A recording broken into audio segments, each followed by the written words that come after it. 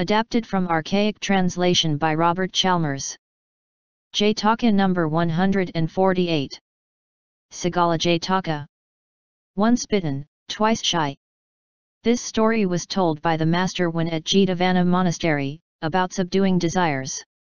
We are told that some 500 rich friends, sons of merchants of Sravasthi city, were led by listening to the master's teachings to give their hearts to the truth.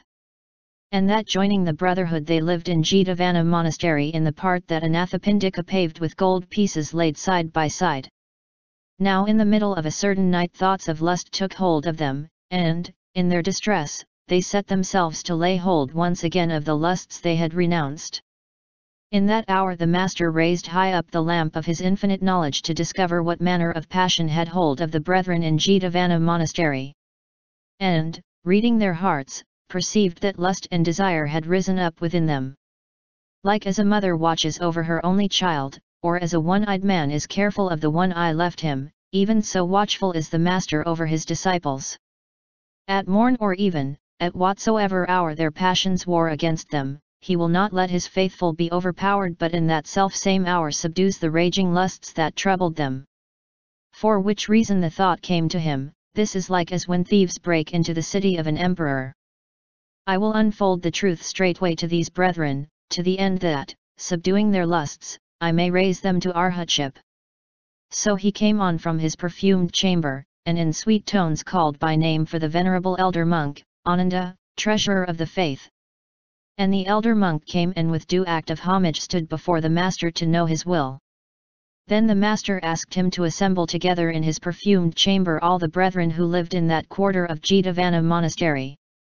Tradition says that the master's thought was that if he summoned only those 500 brethren, they would conclude that he was aware of their lustful mood, and would be debarred by their agitation from receiving the truth. Accordingly he summoned all the brethren who lived there. And the elder monk took a key and went from cell to cell summoning the brethren till all were assembled in the perfumed chamber. Then he made ready the Buddha seat, in stately dignity like Mount Sinai resting on the solid earth. The master seated himself on the Buddha seat, making a glory shine round him of paired garlands upon garlands of six-colored light, which divided and divided into masses of the size of a platter, of the size of a canopy, and of the size of a tower, until, like shafts of lightning, the rays reached to the heavens above. It was even as when the sun rises, stirring the ocean to the depths. With respectful acts of homages and respectful hearts, the brethren entered and took their seats around him, surrounding him as it were within an orange curtain.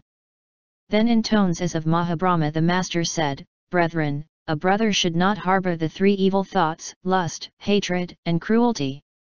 Never let it be imagined that wicked desires are a trivial matter. For such desires are like an enemy. And an enemy is no trivial matter, but, given opportunity, works only destruction. Even so a desire, though small at its first arising, has only to be allowed to grow, in order to work utter destruction. Desire is like poison in food, like the itch in the skin, like a viper, like the thunderbolt of Indra, ever to be shunned, ever to be feared. Whensoever desire arises, then, without finding a moment's harboring in the heart, it should be expelled by thought and insight, like as a raindrop rolls at once off the leaf of the lotus. The wise of former times so hated even a slight desire that they crushed it out before it could grow larger. And so saying, he told this story of the past. Once upon a time when Brahmadatta was reigning in Benares, the Bodhisattva was reborn into life as a jackal and lived in the forest by the riverside. Now an old elephant died by the banks of the Ganges, and the jackal, finding the carcass, congratulated himself on lighting upon such a store of meat. First he bit the trunk, but that was like biting a plough handle. There's no eating here, said the jackal and took a bite at a tusk. But that was like biting bones. Then he tried an ear, but that was like chewing the rim of a winnowing basket. So he fell to on the stomach, but found it as tough as a grain basket.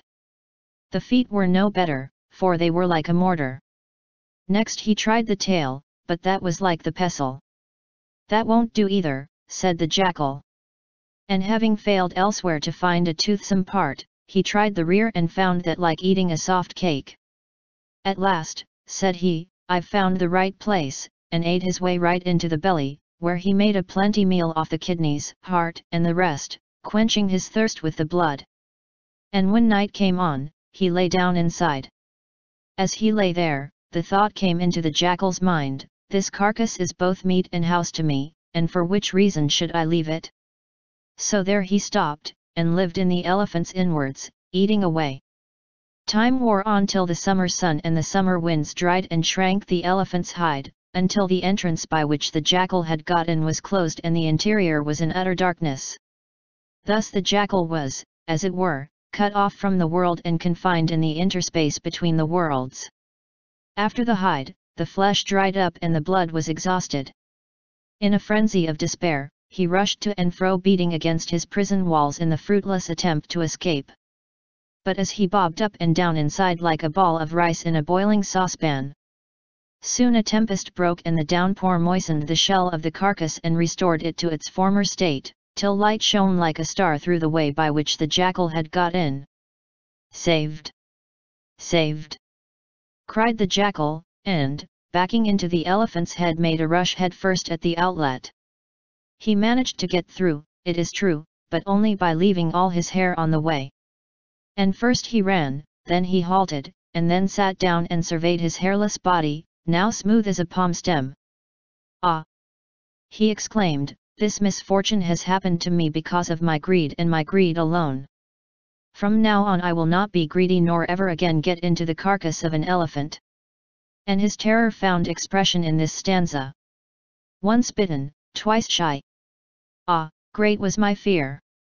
Of elephants inwards from now on I'll steer clear. And with these words the jackal made off, nor did he ever again so much as look either at that or at any other elephant's carcass. And from then on he was never greedy again. His lesson ended, the master said, Brethren, never let desires take root in the heart but pick them out wheresoever they spring up. Having preached the four truths, at the close of which those 500 brethren won arhatship and the rest won varying lesser degrees of salvation, the master identified the birth as follows. I was myself the jackal of those days. Source: adapted from archaic translation by Robert Chalmers. JATAKA number 149. Ikapana JATAKA. If poison lurk. This story was told about the Likhavi prince Wicked of Vaishali city by the master when he was living in the gabled house in the great forest near Vaishali city. In those days Vaishali city enjoyed marvelous prosperity. A triple wall surrounded the city, each wall a league distant from the next, and there were 3 gates with watchtowers. In that city there were always 7,707 kings to govern the kingdom, and a like number of viceroys, generals, and treasurers. Among the king's sons was one known as Wicked Likhavi Prince, a fierce, passionate and cruel young man, always punishing, like an enraged viper. Such was his passionate nature that no one could say more than 2 or 3 words in his presence. And neither parents, family, nor friends could make him better. So at last his parents resolved to bring the ungovernable youth to the all-wise Buddha, realizing that none but he could possibly tame their son's fierce spirit. So they brought him to the master, whom, with due acts of homages, they pleaded to read the youth a lecture. Then the master addressed the prince and said, Prince, human beings should not be passionate or cruel or ferocious. The fierce man is one who is harsh and unkind alike to the mother that had him, to his father and child, to his brothers and sisters, and to his wife, friends, and family. Inspiring terror like a viper darting forward to bite. Like a robber springing on his victim in the forest, like an ogre advancing to devour, the fierce man straightway will be reborn after this life in hell or other place of punishment. And even in this life, however much adorned he is, he looks ugly. Be his face beautiful as the moon at the full, yet is it loathly as a lotus scorched by flames, as a disk of gold overworn with filth. It is such rage that drives men to kill themselves with the sword, to take poison, to hang themselves, and to throw themselves from precipices. And so it comes to pass that, meeting their death by reason of their own rage, they are reborn into torment. So too they who injure others, are hated even in this life and shall for their sins pass at the body's death to hell and punishment. And when once more they are born as men, disease and sickness of eye and ear and of every kind ever trouble them, from their birth onward. For which reason let all men show kindness and be doers of good, and then assuredly hell and punishment have no fears for them. Such was the power of this one lecture upon the prince that his pride was humbled then. His arrogance and selfishness passed from him, and his heart was turned to kindness and love. Never again did he abuse or strike, but became gentle as a snake with drawn fangs, as a crab with broken claws, as a bull with broken horns. Noticing this change of mood, the brethren talked together in the hall of truth of how the Likhavi prince wicked, whom the ceaseless advices of his parents could not curb, had been subdued and humbled with a single advice by the all-wise Buddha, and how this was like taming 6 rutting elephants at once. Well had it been said that, the elephant tamer, brethren, guides the elephant he is breaking in, making it to go to right or left, backward or forward, according to his will. In like manner the horse tamer and the ex-tamer with horses and oxen. And so too the Lord Buddha.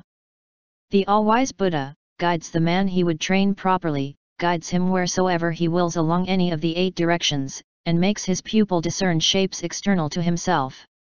Such is the Buddha and he alone, and so on, down to the words, he that is hailed as chief of the trainers of men, supreme in bowing men to the yoke of truth.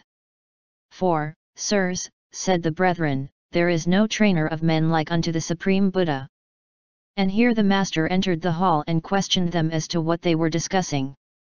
Then they told him, and he said, Brethren, this is not the first time that a single advice of mine has conquered the prince. The like happened before. And so saying, he told this story of the past. Once upon a time when Brahmadatta was reigning in Benares, the Bodhisattva came to life again as a Brahmin in the north country, and when he grew up he first learned the 3 Vedas and all learning at Taxila and for some time lived a mundane life. But when his parents died he became a hermit, living in the Himalayas, and attained the mystic attainments and knowledges. There he lived a long time, till need of salt and other necessities of life brought him back to the paths of men, and he came to Benares, where he took up his quarters in the royal garden. Next day he dressed himself with care and pains, and in the best garb of an ascetic went in quest of alms to the city and came to the king's gate. The king was sitting down and saw the Bodhisattva from the window and noticed within himself how the hermit, wise in heart and soul, fixing his gaze immediately before him, moved on in lion-like majesty, as though at every footstep he were depositing a purse of 1,000 pieces. If goodness dwell anywhere, thought the king, it must be in this man's breast. So summoning a courtier, he asked him to bring the hermit into the presence. And the courtier went up to the Bodhisattva and with due reverence, took his alms bowl from his hand. How now, your excellency? Said the Bodhisattva. The king sends for your reverence, replied the courtier. My living, said the Bodhisattva, is in the Himalayas, and I have not the king's favor. So the courtier went back and reported this to the king. Thinking that he had no confidential adviser at the time, the king asked the Bodhisattva to be brought, and the Bodhisattva consented to come. The king greeted him on his entrance with great courtesy and asked him to be seated on a golden throne beneath a royal umbrella. And the Bodhisattva was fed on elegant food which had been made ready for the king's own eating. Then the king asked where the ascetic lived and learned that his home was in the Himalayas. And where are you going now? In search, sire, of a habitation for the rainy season. Why not take up your dwelling in my garden? Suggested the king. Then, having gained the Bodhisattva's consent, and having eaten food himself, he went with his guest to the garden and there had a hermitage built with a cell for the day, and a cell for the night. This living was provided with the 8 necessities of an ascetic. Having thus installed the Bodhisattva, the king put him under the charge of the gardener and went back to the palace. So it came to pass that the Bodhisattva lived from then in the king's garden, and twice or thrice every day the king came to visit him. Now the king had a fierce and passionate son who was known as Prince Wicked, who was beyond the control of his father and family. Councillors, Brahmins, and citizens all pointed out to the young man the error of his ways, but in vain. He paid no attention to their advices. And the king felt that the only hope of reclaiming his son lay with the virtuous ascetic. So as a last chance he took the prince and handed him over to the bodhisattva to deal with. Then the bodhisattva walked with the prince in the garden till they came to where a seedling neem tree was growing, on which as yet grew but 2 leaves, one on one side, one on the other. "Taste a leaf of this little tree, prince," said the bodhisattva, "and see what it is like." The young man did so. But scarce had he put the leaf in his mouth, when he spat it out with an oath, and hopped and spat to get the taste out of his mouth. "What is the matter, prince?" asked the bodhisattva. "Sir, today this tree only suggests a deadly poison. But, if left to grow, it will prove the death of many persons," said the prince, and then picked up and crushed in his hands the tiny growth, reciting these lines. "If poison lurk in the small tree, what will the full growth prove to be?" Then said the bodhisattva to him, "Prince, dreading what the poisonous seedling might grow to, you have torn it up and ripped it apart. Even as you acted to the tree. So the people of this kingdom, dreading what a prince so fierce and passionate may become when king, will not place you on the throne but uproot you like this neem tree and drive you on to exile. For which reason take warning by the tree and from now on show mercy and exceed in loving kindness." From that hour the prince's mood was changed. He grew humble and meek, merciful and overflowing with kindness. Abiding by the bodhisattva's advice, when at his father's death he came to be king, he filled with charity and other good works, and in the end passed away to fare according to his deeds. His lesson ended, the master said, "So, brethren, this is not the first time that I have tamed Prince Wicked. I did the same in days gone by." Then he identified the birth by saying, "The Likavi Prince Wicked of today was the Prince Wicked of the story, Ananda the king, and I the ascetic who encouraged the prince to goodness."